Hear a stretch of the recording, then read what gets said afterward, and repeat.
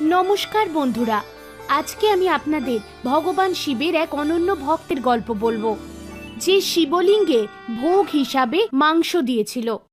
পুরনো কথা অনুযায়ী কানাপ্পা নায়নার নামে এক শিকারী ছিল। একবার ও জঙ্গলে শিকার করতে গেছিল। তখনই ওখানে ও একটা মন্দির দেখতে পেল। ও মন্দিরের দিকে ক্রমশ এগিয়ে গেল। ভিতরে গিয়ে ও দেখতে পেল ওখানে একটা শিবলিঙ্গ স্থাপিত ছিল। শিবলিঙ্গ দেখে ওর মনে শিব ঠাকুরের প্রতি ভক্তি জেগে উঠল, আর ওখানে ও কিছু অর্পণ করতে চাইল। শিকারী ভাবল, এ তো বড়ই অদ্ভুত শিবলিঙ্গ। আমি শুনেছি যখন ভগবান দর্শনে কেউ মন্দিরে যায় তখন তাকে কিছু দান ধ্যান করতে হয়, কিন্তু আমি কিছুতেই বুঝতে পারছি না যে এটি কিভাবে করতে হয়। আমার কাছে তো শুধুমাত্র শিকার করা তাজা মাংস রয়েছে। এক কাজ করি, এটাই শিব